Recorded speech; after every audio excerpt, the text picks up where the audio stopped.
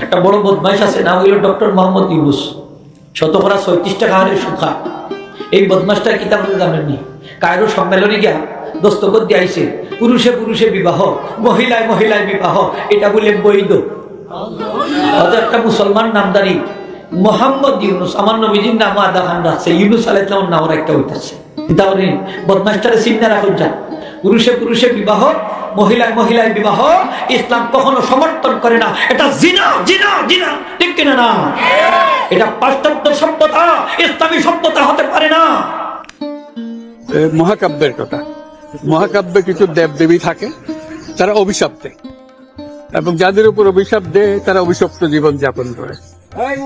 আমিও মনে হয় এরকম কোন মহাকাব্যের অংশ হয়ে গেছি, কোন দেবদেবী আমার উপর অসন্তুষ্ট হয়েছে, আমার উপর অভিশাপ করেছে।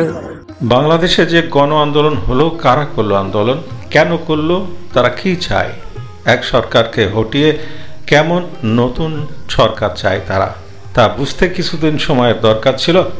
তাদের কার্যকলাপ দেখে এখন বোঝা হয়ে গিয়েছে তারা কি চায়। তারা দেশকে পাকিস্তান আর আফগানিস্তানের চেয়েও খারাপ কিছু বানাতে চায়, যেটার নাম জিহাদিস্তান। মানুষকে ধোঁকা দিতে সুন্দর সুন্দর গণতন্ত্রের কথা বলছে, ওদিকে দাগি সন্ত্রাসীগুলোকে জেল থেকে মুক্তি দিচ্ছে।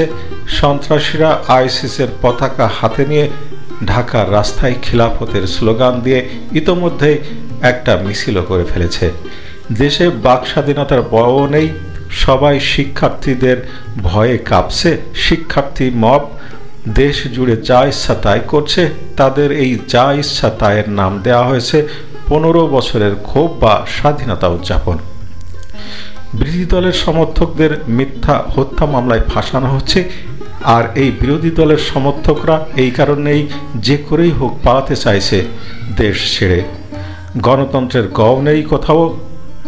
ঢাকা বিশ্ববিদ্যালয়ের পদার্থ বিভাগ থেকে মেয়েদের ড্রেস কোড দেওয়া হয়েছে। সব ধর্মের শিক্ষিকাকে হিজাব, বোরকা, নিকাব পরে বিশ্ববিদ্যালয়ে যেতে হবে, তা না হলে তাদের বিরুদ্ধে কঠোর ব্যবস্থা নেওয়া হবে।